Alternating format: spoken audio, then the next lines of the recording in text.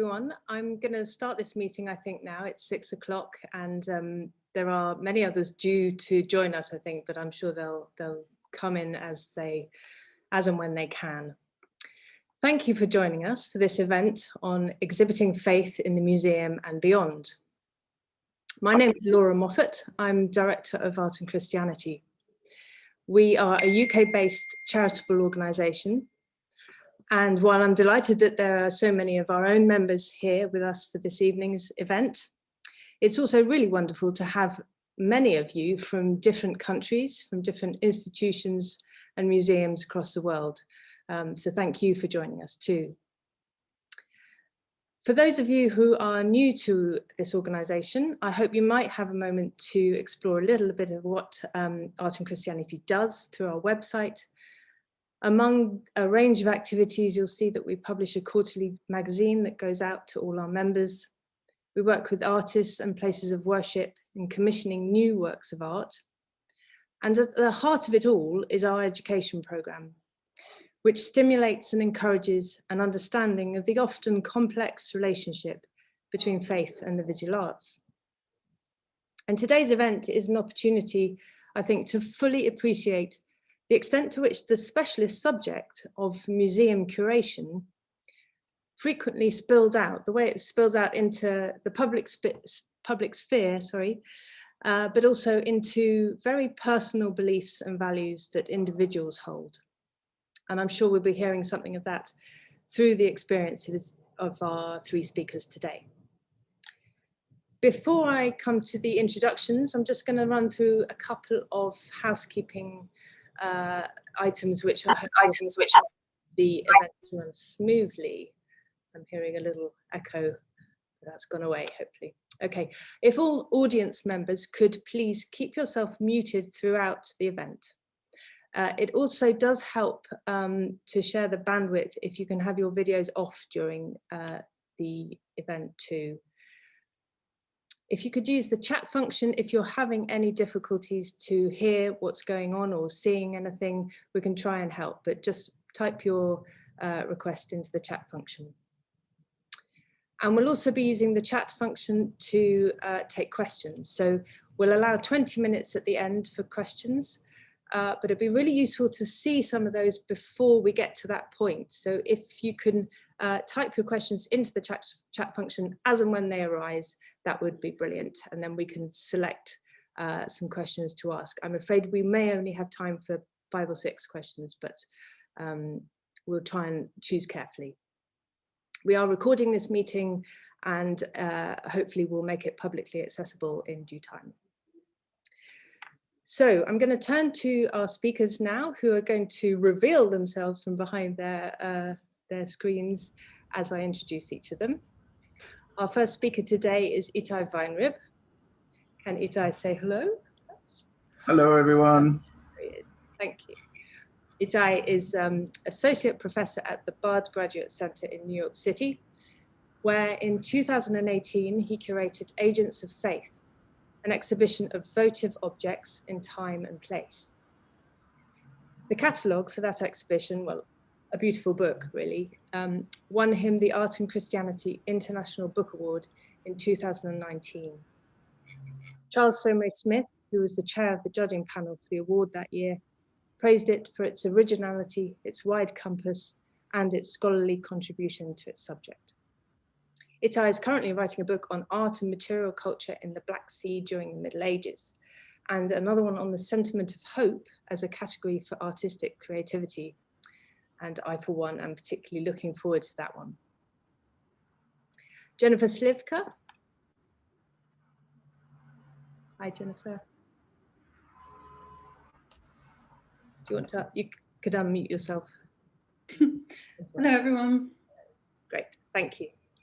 Jennifer is Deputy Director of the Visual Commentary on Scripture, and she is lecturer in Christianity and the Arts at King's College London. Before joining King's, she worked for 10 years as a curator at the National Gallery in London, where she curated several exhibitions, including Devotion by Design, Italian Altarpieces before 1500, Visions of Paradise, Botticini's Palmieri altarpiece, and monochrome painting in black and white. And we're particularly indebted to Jennifer this evening, as she's going to kindly facilitate the discussions that follow each of the presentations. And finally, Neil MacGregor. There we are. Hi, Neil. Hello. Hello. Great, thank you. Neil is the founding director of the Humboldt Forum in Berlin and a former director of the British Museum and National Gallery, London. He is author of Living with the Gods, published by Penguin in 2018, which was derived from the highly successful exhibition at the British Museum. Also of A History of the World in 100 Objects, and both books have gone on to become very popular BBC radio series. So I'm going to end there and go over to Ittai, who's going to be the first of our speakers to give his presentation. And hopefully he'll be able to share his screen with us. Yes. Thank you, Laura. Thank you for organizing this wonderful event, and thank you for inviting me to speak. All right, so in late 19th century Neumarkt in Austria, a farmer got up one morning and went to the forest and looked for a tree branch, and looked and looked and looked, and eventually found the right tree branch and carved it out of its tree and sculpted it to look like a cow and offered this cow to the altar of the church. The very basic act of looking for an object and sculpting it and making it and then offering it in order for it to represent or stand for one's own cow is in fact the basic notion that is behind the exhibition Agents of Faith.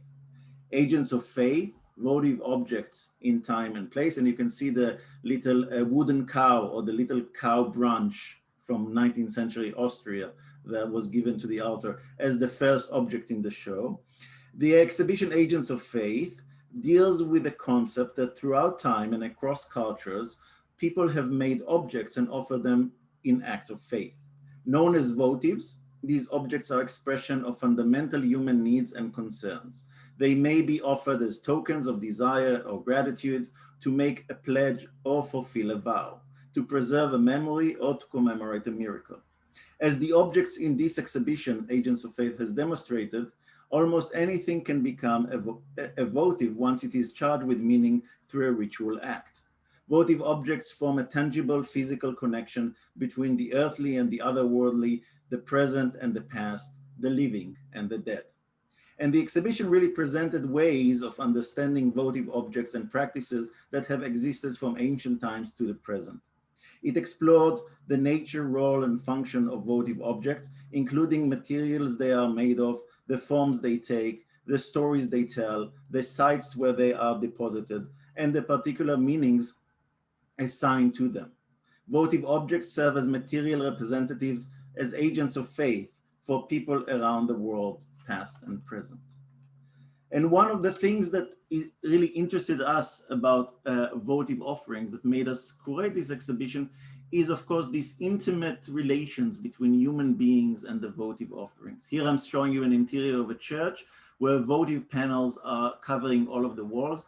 And you can imagine the devotee who just offered a panel to the church, looking at the apse, looking at the sculpture of the Virgin. This intimacy between votive offering and body is also evident here in the shrine of Fatima, where a pregnant woman holding her tummy in her right hand and offering a wax image of her own tummy to the fire, to the holy fire of Fatima, of the shrine in Fatima. Other objects exist too from antiquity, where humans offer their body parts for the sake of healing, with the hope of healing. And here we see a man who probably have issues with his blood veins, blood vessels in his foot, offering a foot to the deity.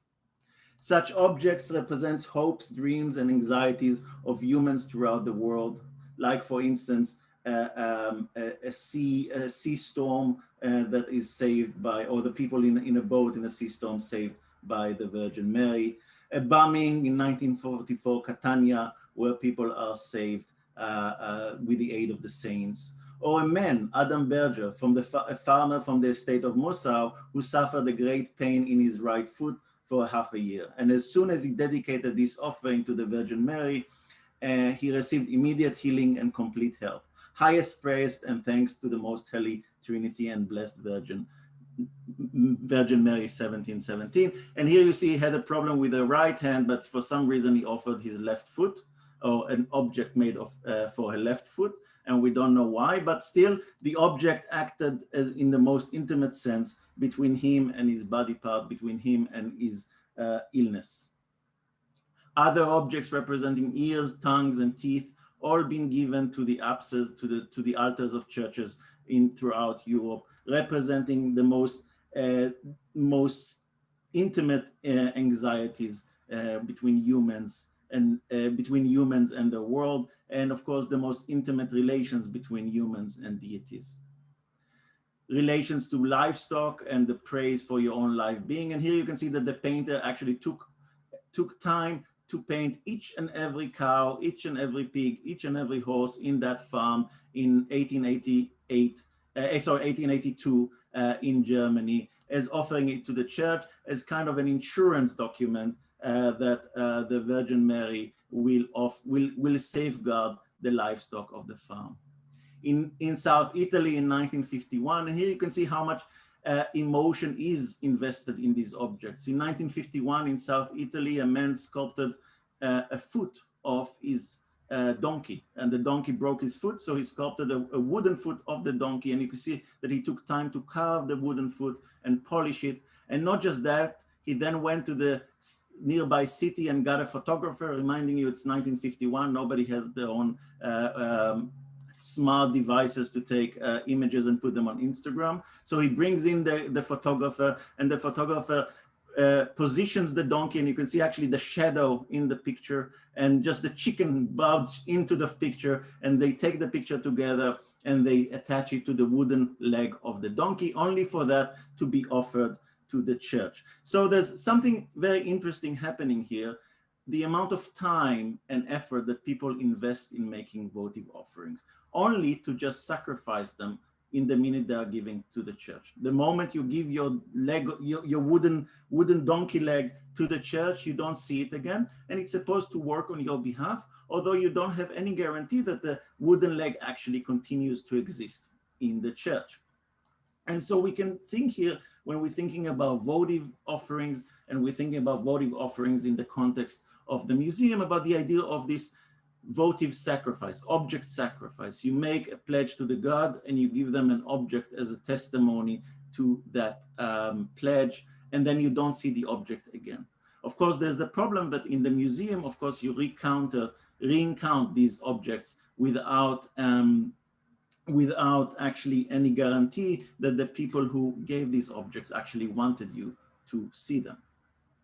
Object dealing with votives such as illness, and here we see a surgery in Napoli in the early 20th century. Childbirth, from the right-hand side you see a Etruscan uterus from the 2nd century AD, a panel from 1600 documenting a childbirth, and on the left-hand side you see a wonderful votive wax of a baby from 19th century Bavaria. All of them documenting the anxiety and the relations between human beings and their desire to give, to bring life to this world. Issues of breast cancer, panel showing a mastectomy, as well as 2 Brazilian examples, show how these issues are so prevalent in pre-modern as well as modern cultures, as well as tuberculosis, where the silent killer of 19th century and 18th century Europe, in which people sculpted lungs and offered them to the church with the hope that they will be cured from the silent killer of early modern Europe. Of course, this is something very interesting, because in early modern Europe, nobody knew how their lung looks like, right? They didn't have a biology class in which diagrams of how the lungs look. And so a lot of what we see here is the imagination. You're imagining your interiority, you're imagining the way your inside looks, and you imagine that if you offer a model of your own lungs, the Virgin Mary will heal you from tuberculosis. And of course, modern day problems, for instance, in Naples of drug addiction, in which a mother and a child and the silent killer of drug addiction, heroin, are presented together as a votive offering. All of those objects were, in a way, sacrificed. Objects were made. You can imagine how much time the mother and the child took in commissioning or even making this painting and offering it to the church in Naples, just not to see it again, just to think that it serves as an agent of faith, if you will, on behalf of them.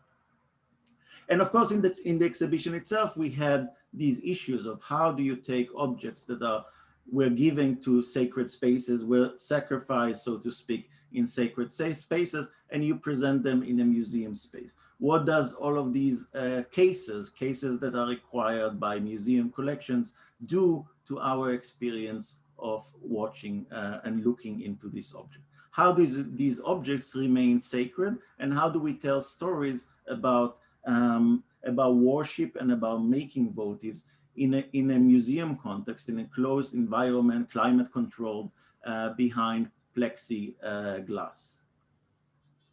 The story of making exhibitions, and that's just in brackets, the story of making exhibitions that have the presence or the sacral presence of the religious object within the museum space has not so long history, at least in North America. And I'm showing you here a few examples.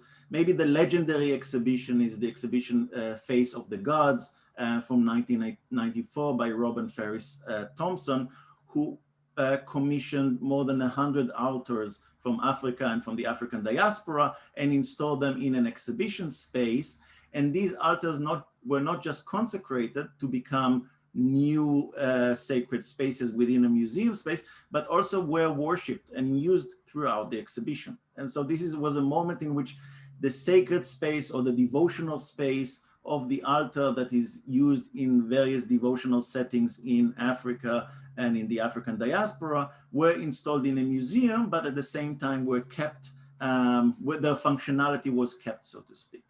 In other later moments, and I'm showing you here, at the cloisters here in New York, I think it was 2015, Palm Sunday from 1190 from Chartres was performed within the space of the museum. So in a way, a museum that is completely secular, offering medieval religious objects within an apse of a Spanish church, had a performance of the French or the Charterian Palm Sunday liturgy from 1190. And you can see the apse is painted with a fresco from Spain. The crucifix is from Spain. And what you don't see here on the right-hand side, you see it on the cover of the brochure, is the entry to Jerusalem in a church portal that actually comes from Tuscany. So this bricolage of a medieval collection within the cloister is now being reenacted as a space for Palm Sunday as it was practiced or as it was performed in Chartres in 1190. Other examples is the legendary icons from St. Catherine in Sinai show from 2007, where the priests from St. Catherine consecrated the holy space of the exhibition. And you can see here the curators and the priest from St. Catherine blessing the space of the exhibition. And I want to thank Christine Collins, and you can see her here together with Rob Nelson, who sent me these images to share with you today. And last example of this idea of making the sacred space of the museum into the space of the museum into a sacred space is, of course, the beautiful Ito Jucancho show from the National Gallery in Washington, where her priest had to or came and blessed all the scrolls that came from the Japanese monastery. Again, creating that space, a quasi-sacred space, bringing those objects that are that also have liturgical function, a life within a museum context of the National Gallery in Washington, D.C. Back to our exhibition, back to Agents of Faith, one of the issues that we had is how to display objects that are in religious context, in devotional context, in a museum space. Here I'm showing you a tzatzah, a votive plaque, that is a customly made in Tibet, in Tibetan Buddhism, in which objects are being pressed. Oh, sorry. I'm sorry, somebody interrupted the chat. These objects are being pressed with molds. Here we go, with molds, and then placed in caves or in the foundations of monasteries.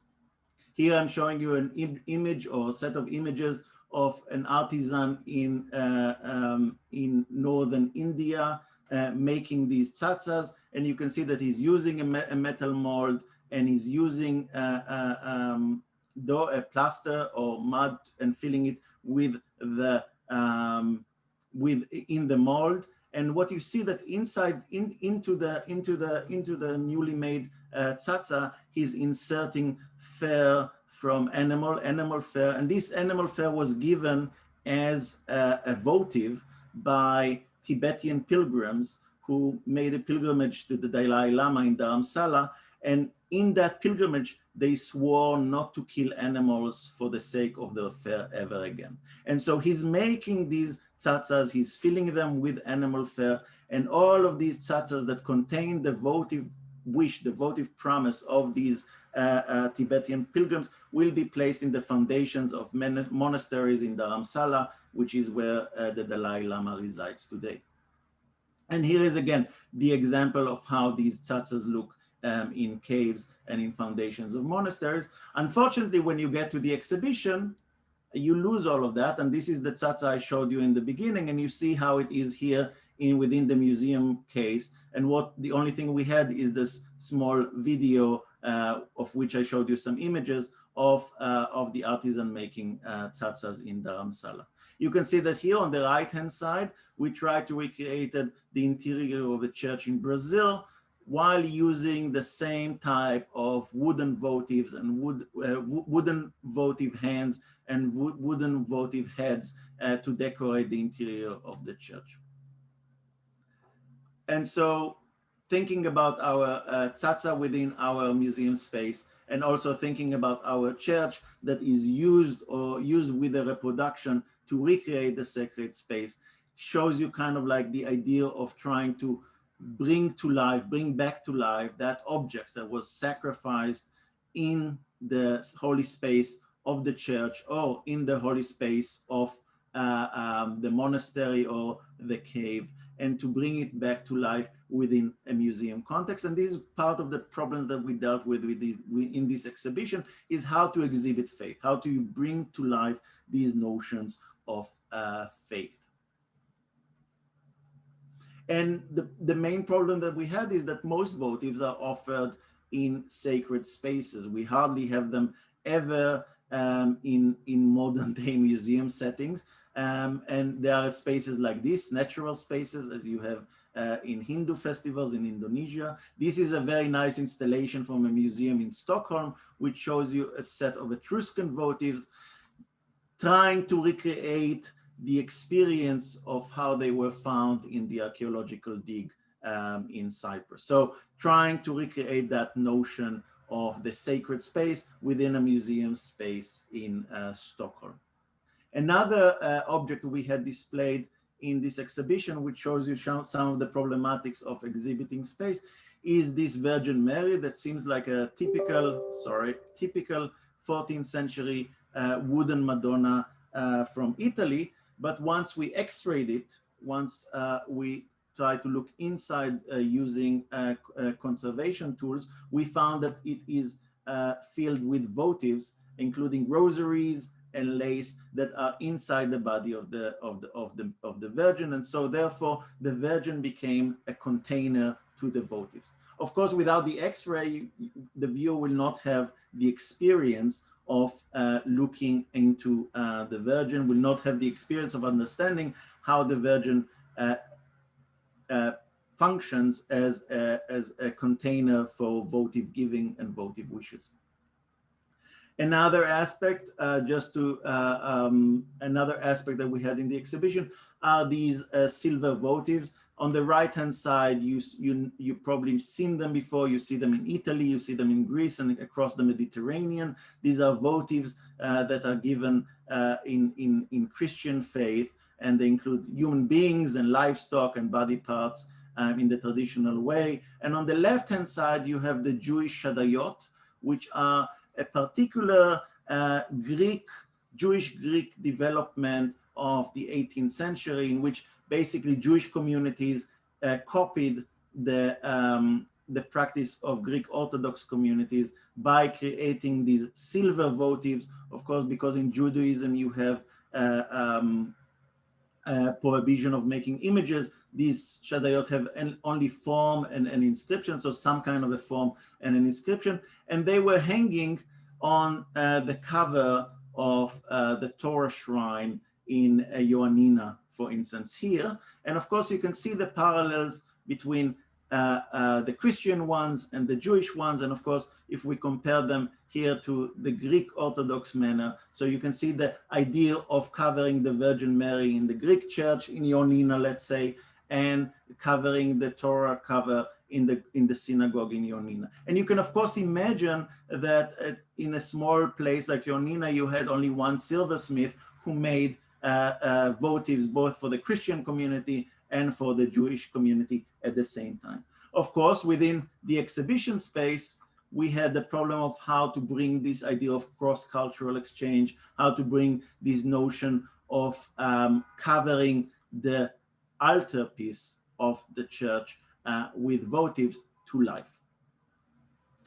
Maybe one of the most active installations that we did have in the exhibition is the famous, or now famous, wish tree of Yoko Ono, where each visitors were invited to hang wishes made out of paper on this tree in the exhibition space. And those of you who are museum professionals know the problem of bringing a live tree into an exhibition space. And together with Yoko Ono, we had to find the right tree, and we had to bring it all the way to Florida. You can see it on the left-hand side, the moment of the installation. We had to bring it from Florida, and more important, since we're not allowed to water it throughout the exhibition, we had to use, let's say, specific lighting that will help it survive for the duration of the exhibition, the 4-month duration of the exhibition. In the end of the exhibition, we collected all of the wishes that were hanging on the trees, and with the aid of Yoko Ono, we sent it to her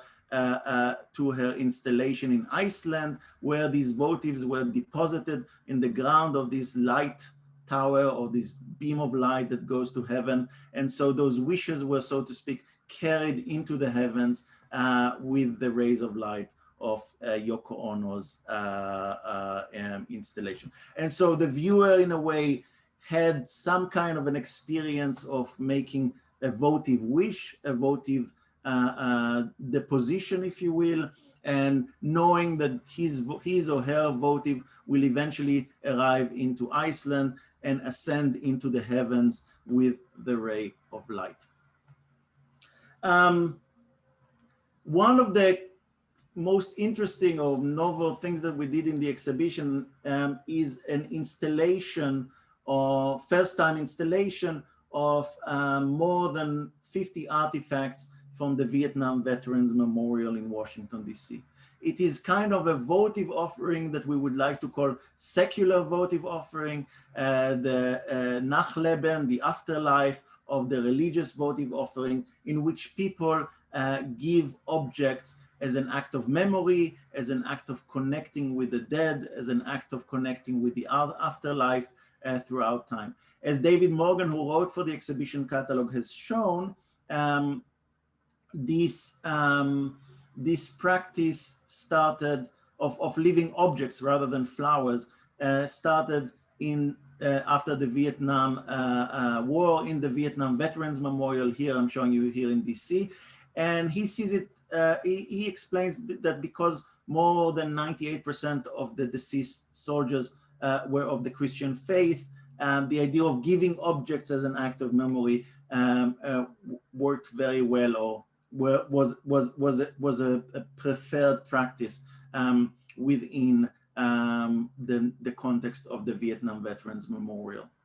For me, I always think of this Vietnam memorial as an uniconic memorial, and maybe this is the first uniconic memorial war memorial that we have in history, and therefore connecting with the deceased with images and with objects become kind of an interesting or a solution for the grieving families of grieving families. What happened is that ever since they opened the memorial in 1983, people started leaving objects next to the memorial, and the people of the park services started collecting them. And so every day at 5 p.m. when the parks is closed, they collected objects left at the memorial and documented where they were deposited. And today we have a collection in the storage of the federal government of more than 400,000 objects that are kept in storage. Objects such as a watchtower that a former prisoner of war made as memory for his time in captivity in Vietnam. Food rations, whether it's cinnamon nut roll or peach jam, or even Vietnamese beer. Basketball decorated with the symbols of the platoon or the regiment. Teddy bears and baseballs as acts of memory, even as votive sacrifice. And of course, cars and pictures and photographs, and a model of a ship for somebody who served on one of those river boats that some of us remember from Apocalypse Now or from other examples. Maybe for me, the most moving object is this small wood plastic lassie with a very moving inscription that says, built and painted by a 12-year-old boy who died a 21-year-old man, March 23rd, 1969, Ian J. Franks, loved Mom, Dad, Ron, Andy, and our families you never met. Here again, we have this idea of an object sacrifice, right? You can imagine the family of Ian Franks leaving these objects next to his name in the wall, on the wall, knowing that they will never see this object again. And don't forget that this is probably one of the few things remaining from Ian Franks. So the family is basically leaving that object there, not knowing that the parks will collect the artifact and keep it in storage. And so again, we have this idea of sacrificing a physical object as an act of faith, as an act of memory, which leads us to maybe the greatest problem of, or the ethical problem of exhibiting votives and exhibiting religious artifacts as well as things left at the Vietnam Memorial is, of course, the ethical question. Are we as curators, as museum professionals, allowed to take objects that are left by the family of Ian J. Franks and exhibit it in an exhibition? According to federal law, anyone who left an object on federal grounds, like the Vietnam Veterans Memorial, the object becomes property of the United States government. So legally, we were covered. But I always think that legally is not enough. But we tried to contact families and it didn't work. Oh, I forgot that. And you can say kebab and you'll get a kebab. What's a kebab? I'm sorry, whoever speaks, can they mute themselves? Thank you. And so we tried to contact families. We were not very successful in that. And until today, I don't know if the family of Ian J. Franks knows that their object is preserved in a storage facility outside Washington, D.C. And more so if they know that their objects were displayed in the exhibition Agents of Faith.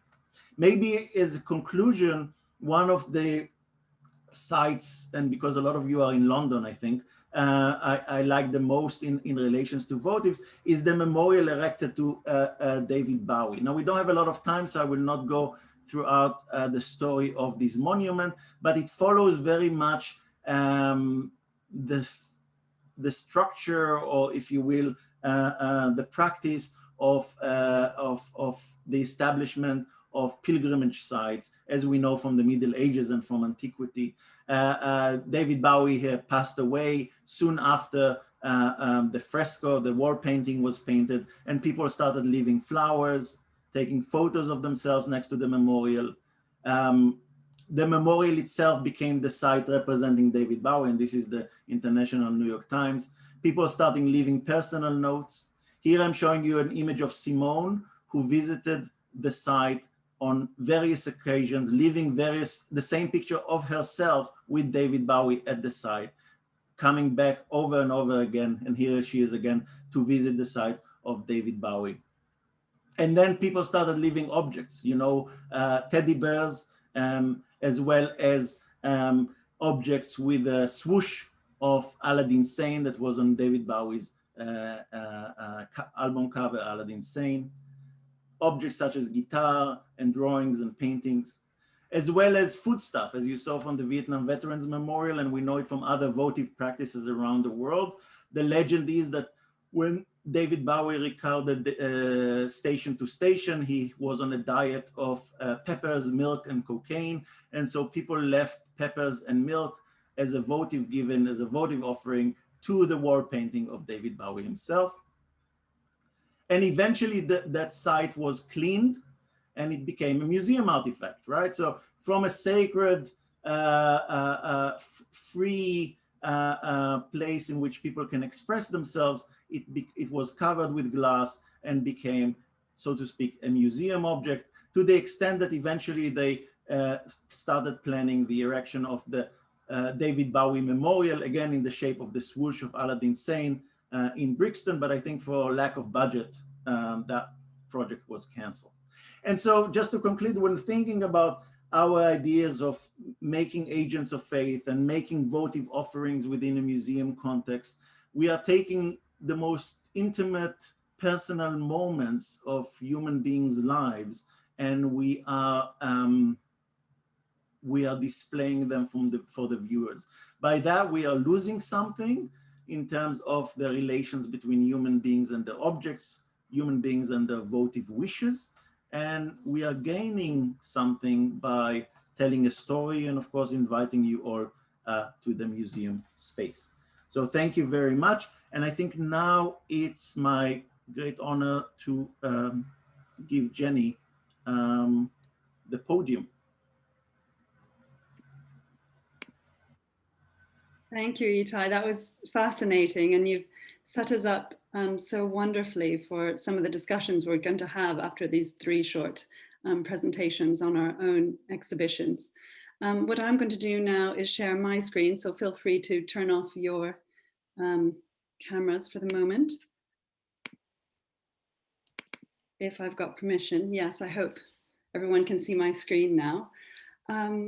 I decided to speak to you tonight about an exhibition I co-curated with Scott Nethersole in 2011 at the National Gallery, and it was called Devotion by Design, Italian Altarpieces Before 1500.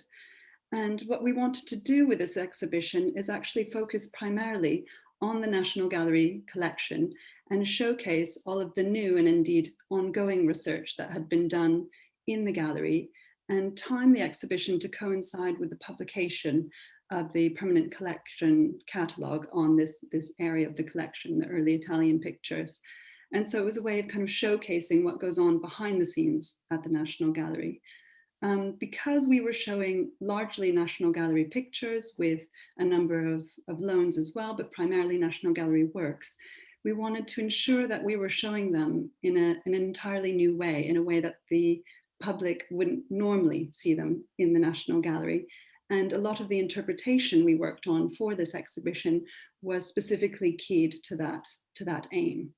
I couldn't resist but start with this slide to show you, because I loved the way the particular poster image that we chose, one of my favorite artists called Sassetta, looked as appeared on this banner image in Trafalgar Square. Some of you might know this picture very well, but I loved the way the three little Franciscan friars in front of this gold ground polyptych seemed to kind of grace the piazza, as it were, of Trafalgar Square for this short temporary period. And I'm reminded of some of the comments that Ittai just made about when you insert an object, or in this case, a banner representing an object, in a new space, it transforms how you might think about that space. It already sets up a kind of dialogue. It's something that curators are particularly interested in, creating these visual dialogues in their exhibition. This is the painting of the detail that I just showed you. Sassetta's beautiful funeral of St. Francis, as you can see it here.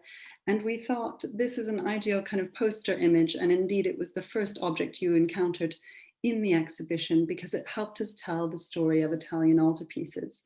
And what we hoped to do is that remind the beholder that even though you might encounter this object in the National Gallery today, much as not quite as you see it on your screen, but much as you see it on your screen, that is very different from the original context that it was produced for. So you might encounter it as a picture hanging on a gallery wall today, but of course it's actually a fragment of something very different, an object that was made for a very specific purpose, an object that was keyed to a liturgical, an artistic, and an architectural context that is now missing.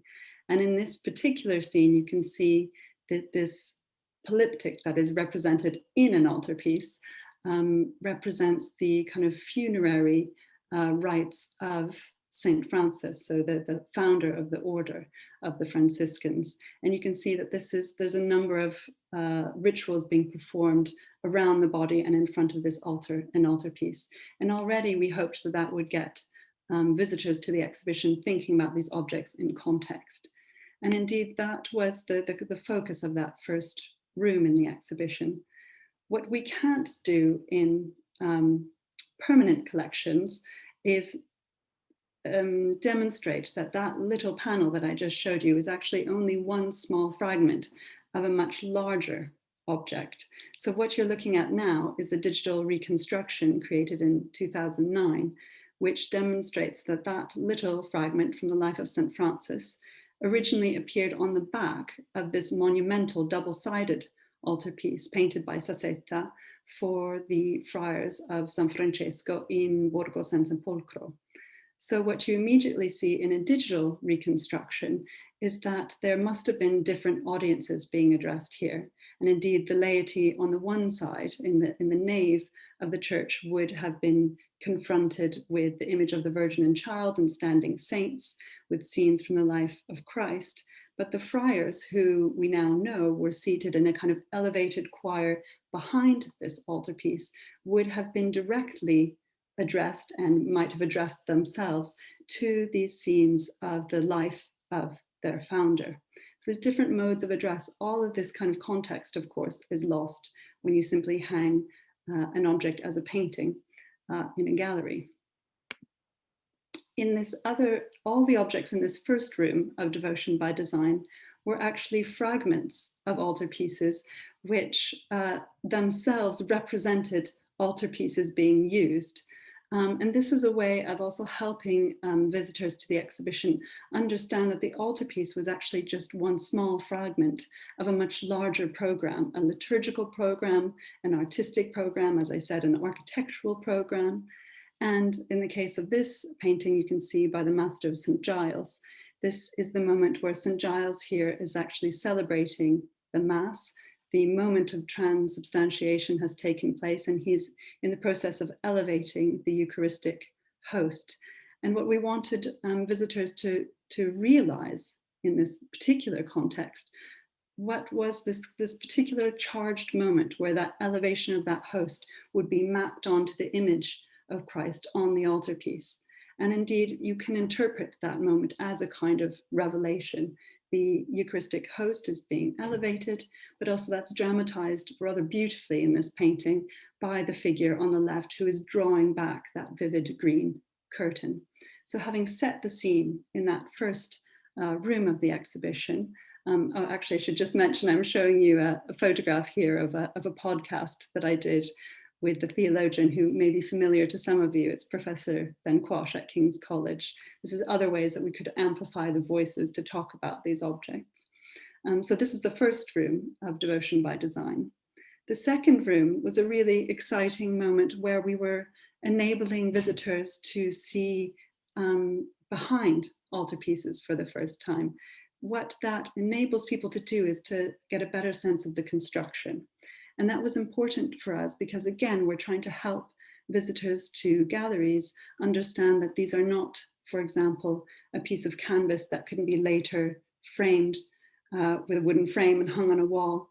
This type of altarpiece, polyptychs, multi-paneled altarpieces in particular, required a great deal of collaboration between the wood carver, the gilder, the artist. Everything would be pre-prepared by that wood carver or gilded, and only then would it be passed on to the painter.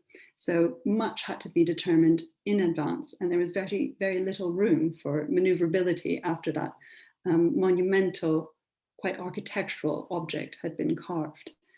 What this room also enabled visitors to see for the first time and kind of dramatized was this transition from this object you see on the left, a polyptych, a multi-paneled altarpiece, that was familiar from the kind of late Middle Ages onwards, to this kind of shift in form, which we get in the mid-15th century or late mid-15th century in Florence, known as a palla. So this is a single field altarpiece.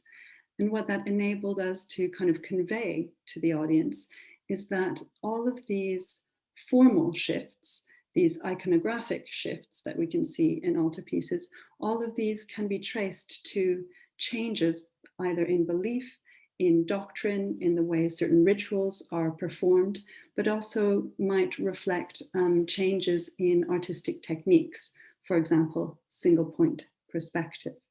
And indeed, in Renaissance Florence, these types of palla altarpieces were described as like a kind of window that you could almost step into, so that for the first time you would have this kind of unified space, and in which all of the figures seem to occupy the same space. One of the wow moments, I think, of this exhibition, and what was much remarked upon in the press, was this room, the fourth room of the exhibition, which, for those of you who know the Sainsbury Wing, this is the big room in the temporary exhibition galleries. This was a room in which I deliberately fought to have no labels. And I wanted this transition from these very didactic spaces to be immediately obvious. So the light levels were changed, for example. There was no glazing and there was no barriers in these rooms. The altarpieces were installed on plinths that were meant to suggest altars themselves. And in fact, the entire space was meant to evoke a 15th century Tuscan church. You'll see that I also asked the lighting designers to light it very specifically. So you might notice those beams of bright light on the floor contrasting with areas of shade. And if any of you have been to Tuscan churches in the bright summer sunshine, you will recognize the way that the light comes up from an upper clear story level and just illuminates patches of the floor and parts of altarpieces, so that they're not evenly lit as we see them, for example, in gallery spaces today. I think the moment that really resonated with a lot of visitors, and a lot of people brought this up to me, was seeing that artwork on the high altar. This is, I'll show you a detail, Luca Signorelli's circumcision. You'll notice that all of the other altarpieces in this room are meant to suggest side altars of a nave. We have a high altar that's raised on 2 steps. And the height of this altar was, we decided on it based on taking measurements of Renaissance altars throughout Tuscany. And so we got a kind of median height. And what was exciting for many of the curators in the gallery as well is seeing this Signorelli altarpiece at this height finally made sense of the perspective, the way you look up into that carved niche. What also made sense for the first time is that strange open space in the immediate foreground.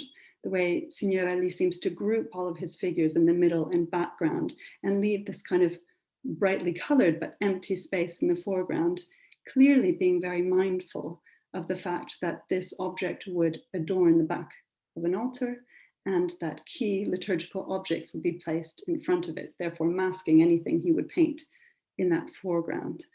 And being mindful, of course, of the Fourth Lateran Council, which stipulated that to celebrate Mass at any altar, it required at least 2 candles and a crucifix. We decided to add those to our plinth altar in this case.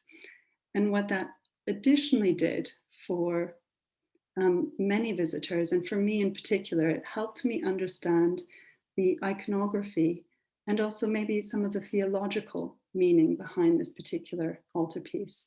So what happens with the installation of that crucifix is that we understand the circumcision, that first letting of Christ's blood here, as if about to fall into that basin on that brightly colored floor, is in alignment with the crucifix that's been installed on this altar here, which of course represents the final shedding of Christ's blood. And that kind of very powerful and charged alignment completely makes sense in this case when the object is placed back into a kind of context.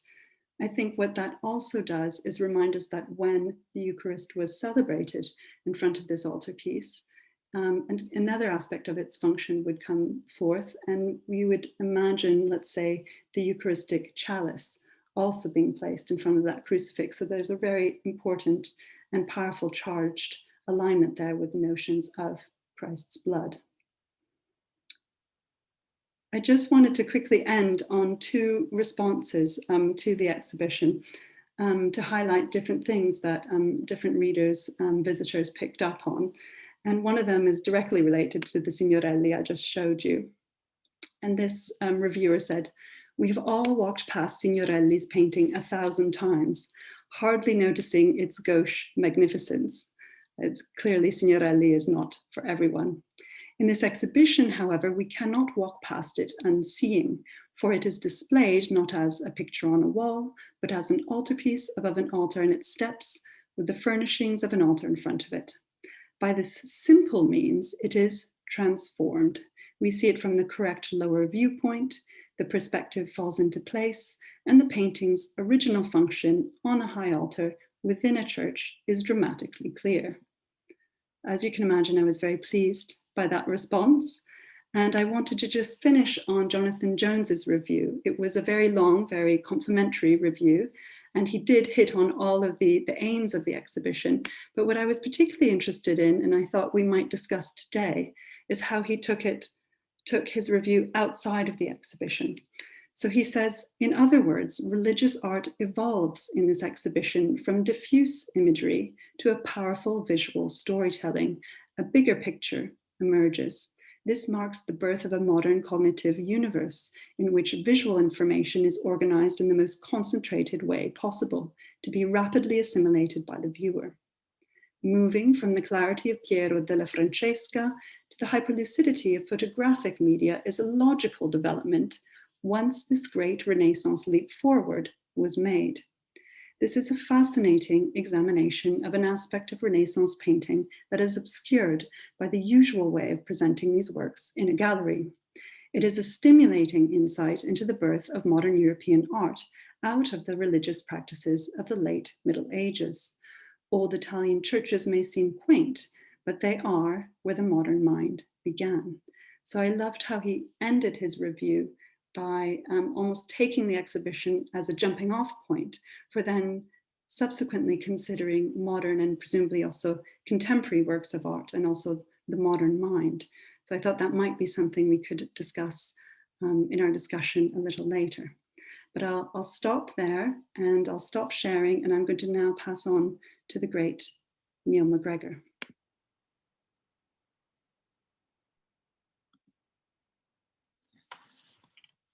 Jennifer, thank you very much indeed for that marvelous revisiting of a great exhibition. I want to do something else about where the modern mind may have begun and really think about religion in the museum, and the museum as an enlightenment phenomenon. The museum as the place where, for the first time from the 18th century on, people began to think about how other people imagined God, not just their own tradition. That is one of the great leaps of the Enlightenment. And the idea of creating a space where you could do that, compare different ways of thinking about the divine, and put your tradition in a wider context was, of course, part of that whole Enlightenment project of tolerance. That if you could put your tradition in the context of all the others and understand the others, you'd be less willing to kill people for religious belief, as had been happening since the wars of the Reformation. And I want to start with this image of the Buddha, an image of the sort that will be very familiar to you. It's one of the earliest that we have of him, about the 3rd century of the Common Era, from Gandhara, so modern Pakistan. And it shows him showing the wheel of the law, teaching the way of moderation, which will lead ultimately to enlightenment. And it raises, I think, immediately a number of questions. Firstly, it shows the great advantage that religions have in this museum project of thinking about different faiths, if they're religions that use imagery in this way. To look at an image like this is part of the Buddhist practice.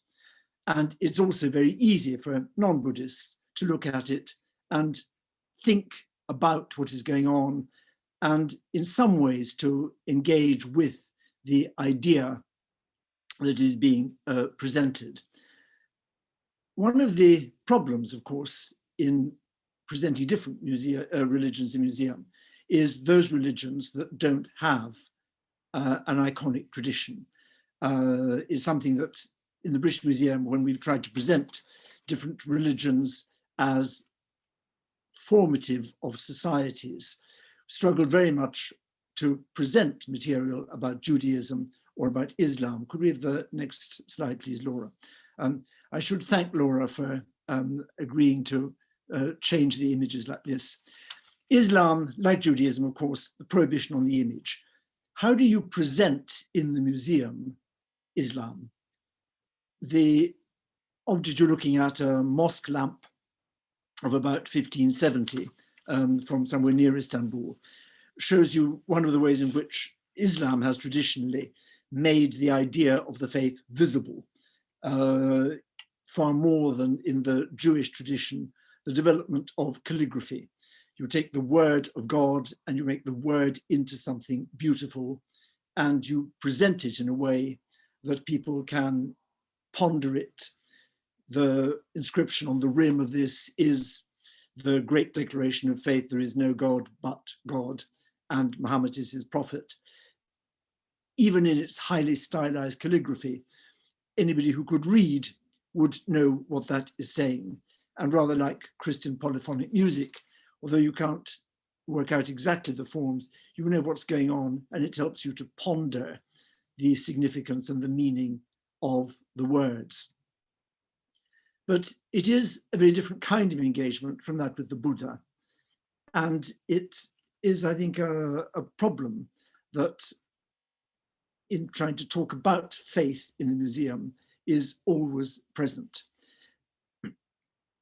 The text can be shown, Qurans can be shown, decorative use of the words can be shown, but no image of the divine. And of course, that great central experience of Muslims, the Hajj, can be joined in only by Muslims. So it's harder, I think, for the non-Muslim to engage intensely with the faith than it is for a faith with images like Christianity, Buddhism, or Hinduism. There's another kind of problem, I think, in the Enlightenment Museum of showing a different kind of religious tradition. Could we have the next slide, please? And that's those religious traditions which are not focused on one particular notion of a god, one god or even several gods, but in the generalized sacred nature of a landscape, of an environment. What you're looking at in this rather peculiar image, I'm afraid, is a larrakich, an Australian Aboriginal, hollowed out eucalyptus trunk, worked by an artist, in which the bones of the dead were placed so that they could there slowly disintegrate and return to the landscape. And the trunk itself is decorated with images of fish, of animals, designed to remind the viewer of their particular landscape.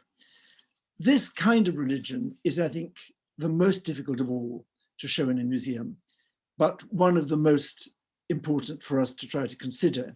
It's the idea that you live in a community where the community and the landscape are both divine and both connected. Every part of the world you know, every river, stone, tree, hill, space is instinct with the divine, and that divine is also part of the community. So as the bones of the dead return to the landscape, they are part of a divine economy that can't be divided. The great difficulty I find about this is that we don't have words for this. There are no particular divinities, gods.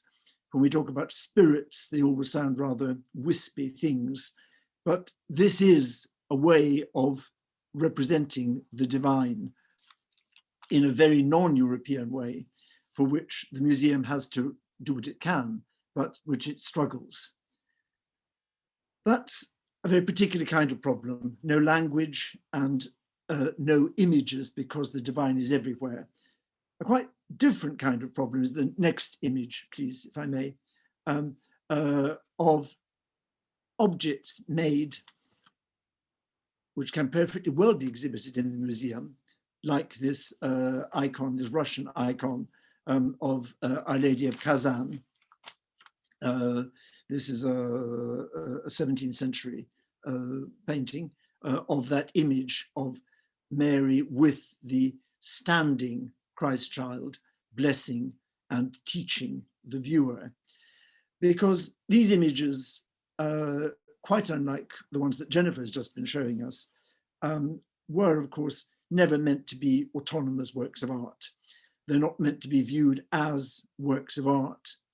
They're copying an established formula, and they are meant to remind us directly of the particular moment, the action of the Christ child, teaching us what the powerlessness of the infant means for living a proper life. But the object itself is largely given its power and its force, not just by contemplation, like the Buddha, but by touching, by kissing. Hence the metal shield, which you can see on front of this image. And it raises a very particular problem for exhibiting objects of this sort in a museum. These were meant to be kissed, meant to be touched, just as many statues in the Hindu tradition are meant to be touched, need indeed to be touched. The images like this, icons like this, were meant to be kissed into extinction. What does a museum do with that? How do we allow people to engage with the image as they were meant to, as they wanted to? And that takes us, I think, to one of the key problems of the Enlightenment Museum and exhibiting images of faith. How far do we respect the prohibitions of the faith that we are exhibiting? And how far can we allow the practices of the faith to take place in what is a secular space and shared by all? The prohibitions, the obvious one would be to show images of the Prophet. We know there are Islamic traditions with images of the Prophet. Most large museums have some of those. Can you show that when we know how strongly many people feel about that? Or should we show them in spite of those strong feelings, because this is about knowledge, understanding, that is the Enlightenment project, that there are no barriers on what we examine and what we question. Should we show things which the members, those who hold that faith, do not want to be shown in public? And should we allow people to perform ritual acts in front of objects in a museum? The kissing of an icon is difficult in a museum if the icon is regarded as a great work of art. But what about other kinds of ceremonies, religions? Should we allow it? Could we have the next slide, please? It's a problem that was quite acute in the British Museum when we presented the great Bengali festival of the Durga Puja. It's an autumn festival in September, normally September, October, celebrated across Bengal, when the goddess Durga returns for a few days. And a great image is made of her, of straw and clay. You can see it at the back of this image in the Great Court of the British Museum. And for a few days, that is the focus of devotion. And then at the end of those few days, the goddess leaves, the image is no longer sacred, and it has to be disposed of in the river.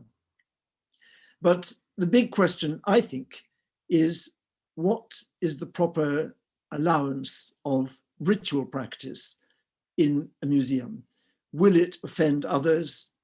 Is that part of the idea of having a public museum open equally to all, that people will use it differently? And I'd be interested to know views on this.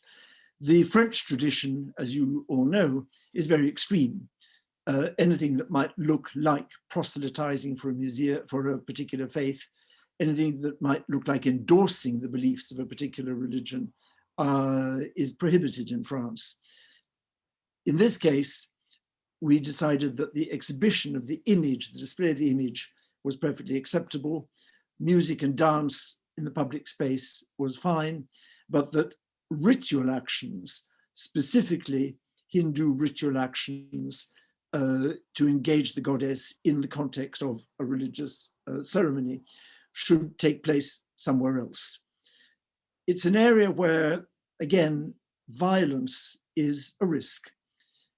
Exhibiting religious images is to deal with the most important things in many people's lives. How they're dealt with becomes matter of such importance that violence, threats of violence, are not uncommon in these kind of presentations. Again, very important question. I think if we're to understand the world, we need to try to understand why these patterns of belief matter so much to those who hold them. But how we present that without proselytizing or without offending either those who hold the beliefs or others is a constant and difficult set of decisions, and one where in every country the divisions will, the lines will fall in different places.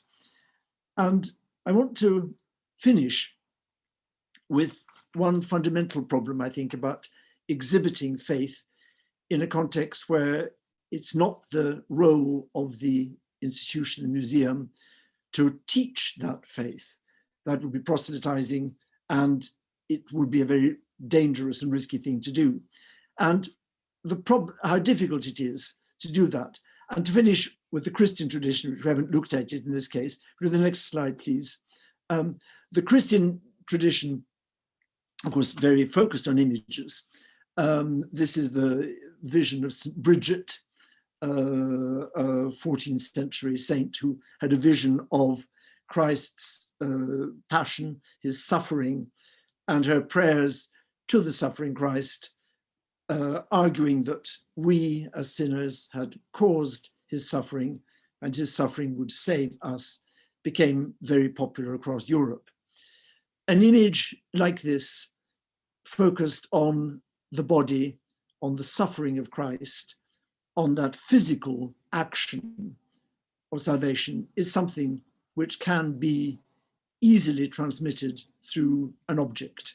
It can be exhibited and it can be explained. It's an image that many people find very difficult, but they can understand it. What is much harder in Christianity, as in every other religion, is to present teaching of ideas and doctrine. The teachings of Christ are much harder to exhibit than the sufferings of Christ. And this would be true in Mutatis Mutandis, with the life of the Buddha as opposed to the teachings of the Buddha, or indeed in Islam or Judaism. To show the teachings is almost impossible. And I want to finish with the last slide, please, demonstration of what to me is one of the most striking demonstrations of how difficult this is. What you're looking at is a painting by Domenico Fetti, a 17th century Italian painter, trying to paint the teachings of Jesus. And this is the parable of the mote and the beam, that you shouldn't criticize other people for being ungodly because you have a beam in your eye and you're trying to pull out the mote, the little splinter from their eye. It's a wonderfully ridiculous image. It shows, I think, the impossibility of exhibiting doctrine, faith in that sense of teaching. And one of the constant problems of what we do show in a museum as faith is very partial, very difficult to understand, or very easy to understand because it's simplified in image, and necessarily distorts and gives an unbalanced impression of the overall reality of that faith to those who live it and practice it. Thank you very much.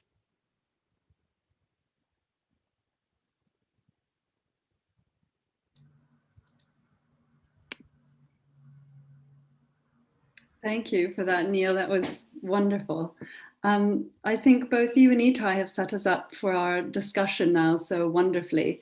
And the chat questions have been coming in, which I think we might integrate these questions into our discussion, so address them as they come up. But I think what I've done is sort of subdivided the subjects that seem to have come up in both of your talks into three little sections. So what I propose is that we kind of focus our discussions around three subjects. And these three subjects are the untruths of the museum, and I'll explain what I mean by that in a moment. Sacralizing the museum, I've called it, and museum display and interpretation challenges. And of course, all of these subjects overlap in wonderful ways as well.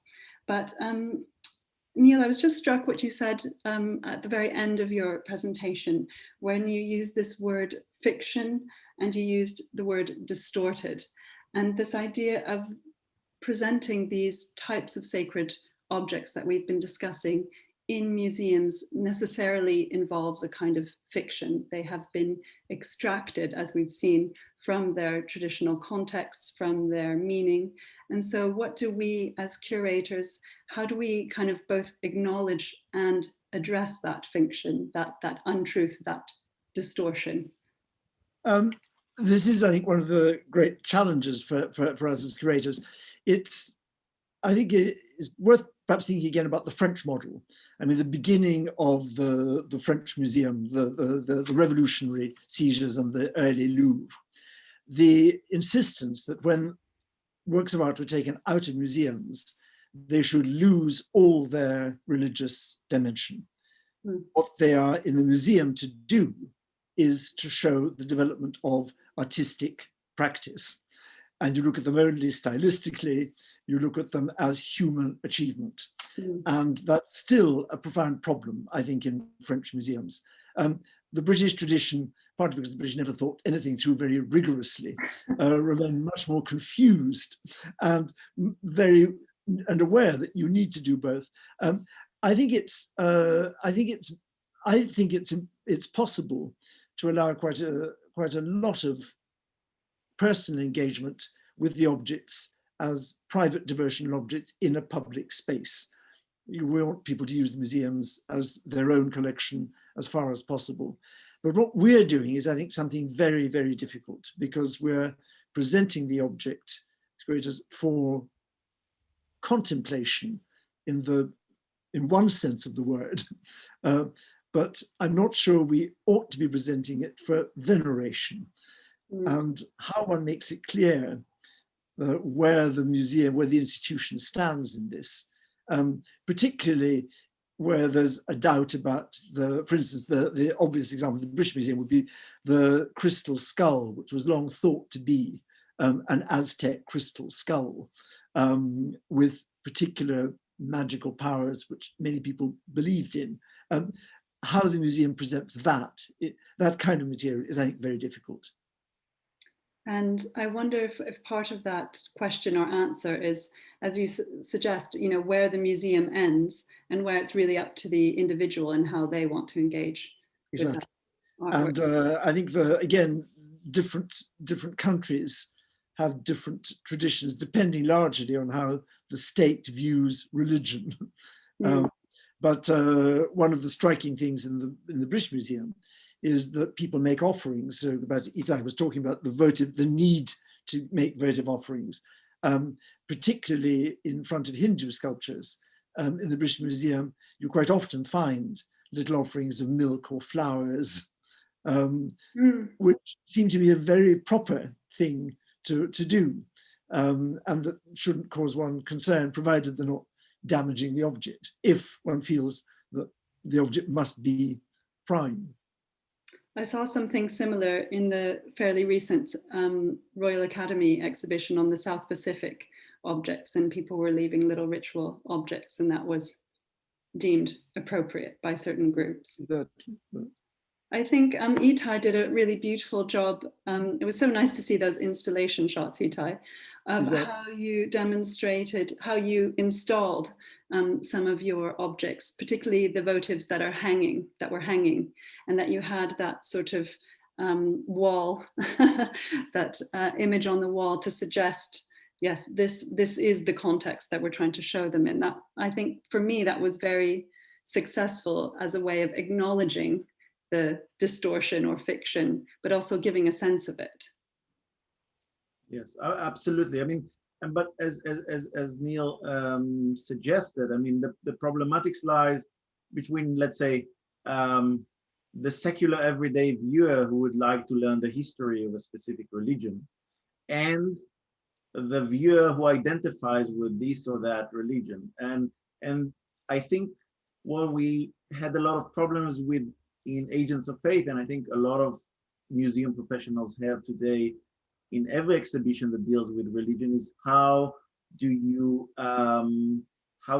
let's say, accommodate the two completely different parties? I mean, to what extent creating, I think one of the questions we got in the chat was whether actually installing an exhibition as if it was a church, or if it was, let's say, a mosque or a Hindu temple, will solve or let's say help devotees identify with the exhibition space. But at the same time, there's a danger of alienating the other type of, let's say, viewers who would like to learn the history. And I think therein lies, I mean, these are very, let's say, an important moment, because I know we all read the newspaper and we hear about issues of restitution and restitution of objects, and there's the issues where identity and group identity within big museums, where these group identity find themselves within these big museums. To what extent the big museum can still cater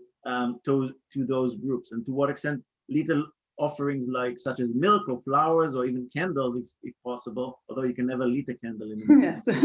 are actually a way to solve an issue, or whether we should move forward toward an installation that is really designed and thought about, us as museum professionals, designed and thought about with religious authorities, and to what extent we should actually, when we do an exhibition about, let's say, Tibetan Buddhism, to what extent we should consult a member of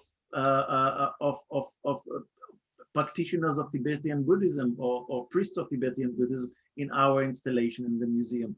And I think this is a problem that the modern day museum has to solve, is this movement between being the old 19th century shrine of enlightenment, the nationalistic display of all the goodness of the empire, and on the other, a 21st century model based on identity politics, smaller groups that have their own identity and want to find their own place, their own space within the museum exhibition or within the museum space.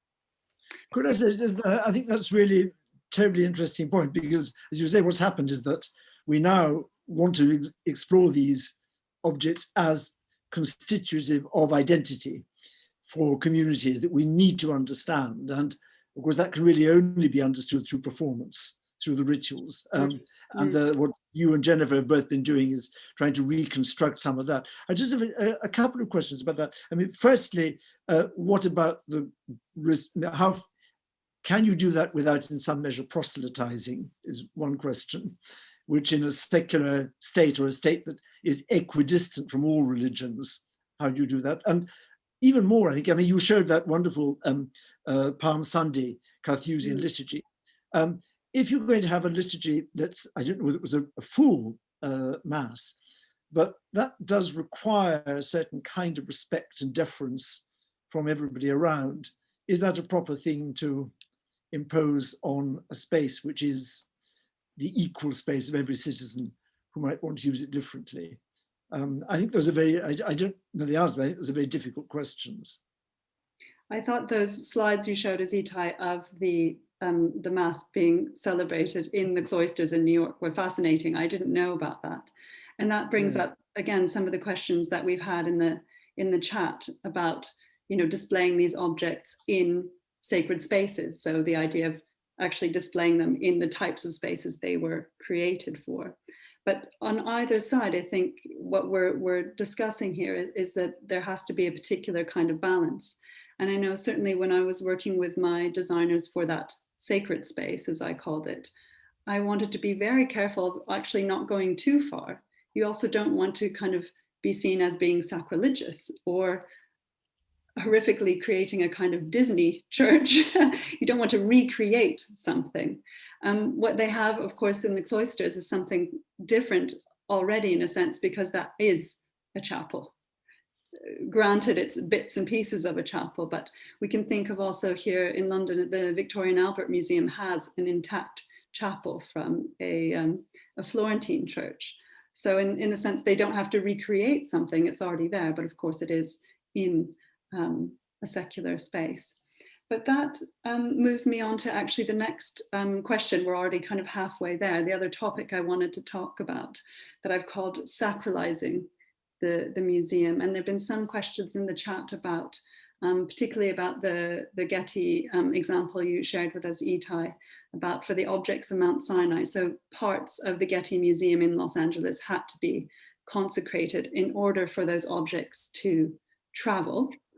I think some of us have other examples of where that's the case. So actually, I'm finding that that is actually a fairly common thing. For example, in the Tretyakov, in the old Tretyakov in Russia, they had to reconsecrate the space in order to keep those icons there when their shift went back from the state to the patriarchs. But part of the questions, and I don't know if you know the answer to this, Ittai, but the question was regarding what happened to the objects afterwards and what happened to the space afterwards. So I think the question was, is that still a consecrated space? I think it's no longer. I think all of these spaces, including I showed you the exhibition from the National Gallery of the Japanese scrolls, they are consecrated for the duration of the exhibition. The couriers for the Sinai icons are, of course, Mount Sinai priests. The most famous of them is Father Justin, who is kind of like the Minister of Foreign Affairs for everything in St. Catherine Monastery. And he's a great person and his great personality. And he's also involved in bringing the icons and making sure that, you know, finding this very, very fine line between an exhibition space in the, let's say, classical sense of the museum world and a sacred space in, let's say, a modernized way of of viewing religious icons. And so the space itself is no longer, but it is, I know from in West Coast and indigenous communities in North America and in other indigenous communities, the idea of sacralizing the space when the objects arrives into a museum exhibition is fairly common. And there's also, now I mentioned restitution, there is also the process of sacralizing the object back when a museum gives an object back from its own possession to a community, whether in West Coast, North America, or Africa. There are the priests that make, let's say, the object sacred again, part of the sacred treasure of that community. And I know that in West Coast, North America, a colleague of mine is dealing with a lot of these issues. They actually find the grandchildren and the great-grandchildren of the artisans who made the original artifacts within the community, and they participate in the ritual. So it's really a process of bringing back the object from its secular Western storage facility, climate-controlled storage facility, to the sacred space of the community, making the object again part of the community by using the lineage of the artisans and the priests that are part of that community. Fascinating. I know that for Sinai icons that traveled to the Met, for example, they created a special sanctuary that was locked, and it would only be unlocked and made viewable to the public by the courier, who of course was one of the monks every morning. And that sort of addresses a little bit what you were talking about, Neil, of how do we display objects that actually were not meant for public display, you know, might have only been intended for the eyes of very few. That was one way they got around that. And I know that also with Sinai objects here in London at the Royal Academy for the Byzantium exhibition, they were also accompanied by monks who remained in London for the duration, who were physically present in the space every day, and then only returned home back to their monastery with the object. So the idea that they're constantly being accompanied by a member of the clergy is apparently a very common way of addressing this issue. Yes, I think it's a very interesting issue, isn't it? Because, and you've been talking about Christian examples, but indigenous examples are of course this is much more complicated, I think. Firstly, because there are many religious traditions where some objects should be seen only by men or only by women or whatever, or by nobody outside the community, but which were collected in a different era. How museums should deal with that now is, I think, a very interesting problem. It takes us right back to that idea, or do we limit our exploration because of the religious beliefs of a particular community? Mm-hmm. The European Museum was predicated, partly because it was fighting for freedom of thought against a clerical establishment, on that no religious bar could be placed on what could be examined, looked at, whatever. How does one deviate from that? How does one modify that? Navigate it. Navigate it. Probably would. I think we would all now feel that's far too strong a position to take up. But how one navigates a new position when there still is a faith community that has views on this is very, I think, a really complicated problem. And is in general, in the United States, Canada, New Zealand, Australia, it's been decided that those decisions will be the decisions of the community, where the community still survives and has a view. European collections have not made that decision, partly because they don't have, of course, the indigenous populations, but they're big questions. And the other area in this, I think, that's difficult and important is that Christianity, like Judaism and Islam, although there's a very clear boundary between the sacred and the profane, that a thing is either one or the other, a space is either one or the other. Mm-hmm. But as we know, in many faith systems, the things are intermittently sacred, intermittently infused with the divine. I mean, the Durga statue is a very interesting example. You make this thing which becomes the residence of the goddess only at a particular moment when the whole community has performed and participated. And then after a few days, it stops being the residence of the goddess. So it stops being divine. But it's not a way we think about objects. And I think that's also, again, a very important, a very complicated thing for museums and for European visitors, and to engage with this much more fluctuating, living, moving presence of the divine. Especially for Western and modern minds. I'm aware also that historic objects, of course, even of the type that I was discussing in my exhibition, actually the distinction between secular and sacred didn't really apply there either. You could be a layperson and create something and commission it and have it in your house and transport it here and there. So again, those distinctions that we are familiar with in this mind in the West do not apply to those objects. So again, we're thinking through how we might present that information. And I think it's one of the difficulties of what you both been talking about, of creating a sacred space set apart in the museum, because that perpetuates, if you like, the rigid distinction which most Western people have. Which is actually, of course, is entirely an invention, really, of the Enlightenment, that separation of those bits, or largely in the Western tradition. Whereas perhaps some of these objects, certainly in Renaissance Florence, would be processed through the streets, or they would be tabernacles. Exactly. Yes, perhaps more dynamic, not huge altarpieces, but sometimes even those. Well, that kind of takes us on to my final and third kind of idea, if we might want to discuss display and interpretation challenges. And you both brought this up a few times already, but I'm thinking in particular around, for example, my particular challenge that I find is in writing exhibition labels. I'm sure I'm not the only, I hope I'm not the only one, but for permanent collection labels, for example, at the National Gallery, those are 55 words. So it's about 2 lines. And I always liken that to a kind of haiku. And I was describing this to you, Neil, the other day as, you know, the challenge of trying to describe the Annunciation or the Incarnation in 55 words, let alone describe that it's Raphael representing it, and this is an altarpiece, and the larger context is such a challenge that perhaps the public are aware of or not. But what do either of you, where have your challenges taken you, and what solutions have you come up with? Ittai, go first.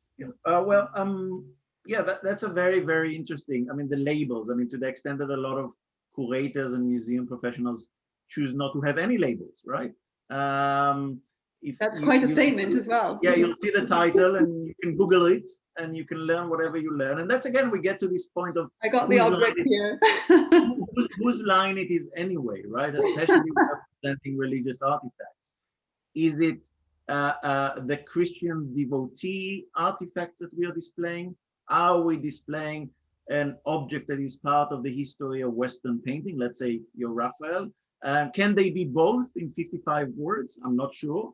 And it's even more complex when you have, or it is more complex for us sitting in our Western museums, when you get to cultures that are not that well, let's say, script driven, or that have a lot of literature around them, that have a lot of views as to the use, function, and meaning of the artifact.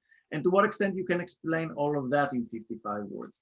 At Agents of Fate, we even had bigger problems because all the artifacts are in a way secondary, right? You offer these objects to a shrine. So you first have to explain the shrine, and without understanding the shrine, you will never really understand the artifact. So how do you go about that?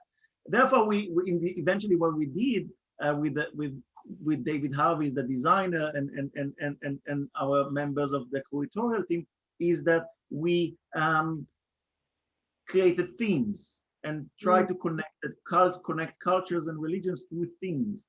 And of course, that will raise a lot of problems to a few people. It does. And a lot of questions. And raises some, doesn't it? Yeah, exactly.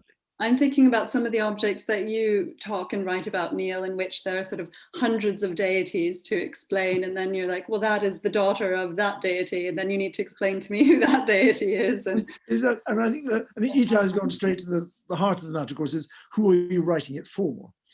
yes. The label written for somebody familiar with the faith has to be completely different from the other. And anybody who's tried to write labels for esoteric Buddhism or tantric Buddhism knows how, firstly, some of the names take up almost the 55 words, let alone try to explain what they're about. And I'm afraid, I think the real answer here has got to be the digital sound, the wonderful possibility, through our phones, that you can actually choose the one, depending on whether you, at your own level of knowledge and understanding. One of the most interesting developments on this, I thought, was the marvelous German Muslim commentator Navid Kermani, who wrote about looking as a Muslim at Christian paintings, and starts simply by writing what he sees. And of course, starting from that basis with and quite deliberately not trying to work out who is who or what's going on, just see it, is a very good way, I think, for us all to start with traditions we're not familiar with. And then he's in dialogue with somebody who explains what's going on, and he then questions what an odd way to show this or whatever. But I think the digital sound dialogue, particularly bringing in somebody from outside that tradition, who just has to start with what they can see and what strikes and puzzles. I hope we're going to move on to sound labels very quickly.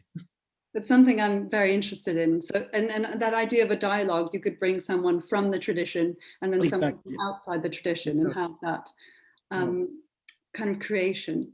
And I think it's worth mentioning a project that I run at King's College, because of course you're both wonderful contributors to it, which is called the Visual Commentary on Scripture, and which it provides perhaps another kind of entryway into these types of objects, in which you're invited to curate digital exhibitions, so that you might pick something from India, together something from Israel, together from something from New York.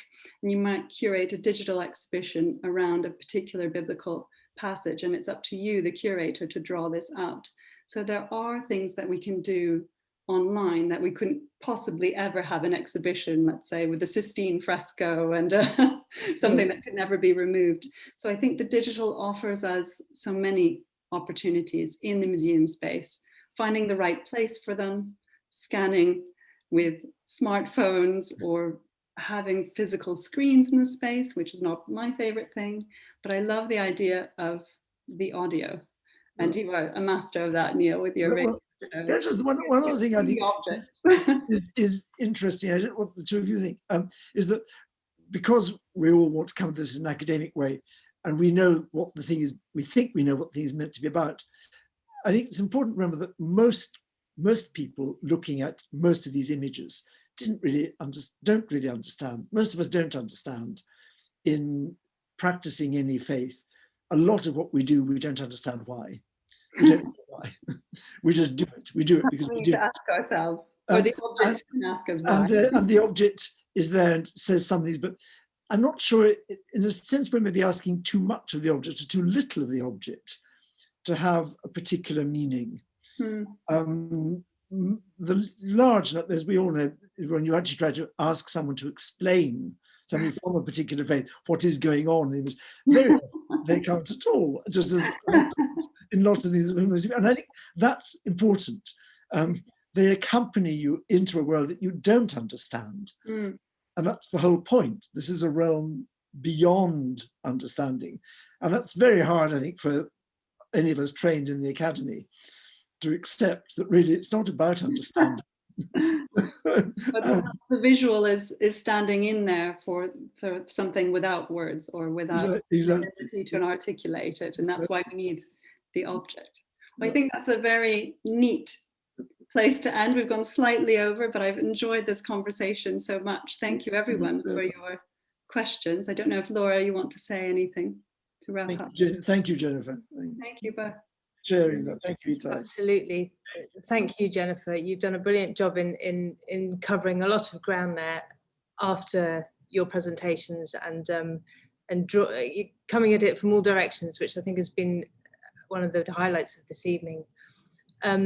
We have run over time a little bit, and I'm going to get locked in if I don't leave the office soon. But I do want to thank again enormously our three speakers for giving us such a wealth of insight this evening, and to all of you for joining us. Thank you. Do stay in touch, please. You can sign up for our e-newsletters, give feedbacks and comments. We'd always love to hear how we can improve these kinds of events, and enjoy the rest of your day or your evening. Thank you very much. Thank you. Bye. Yeah, thank you, everyone. Thank you, everyone. Bye-bye. Thank you. Thank you, everybody. Thank you. Bye-bye. Thanks, Laura. Thank you. Thank you very much. Thank you.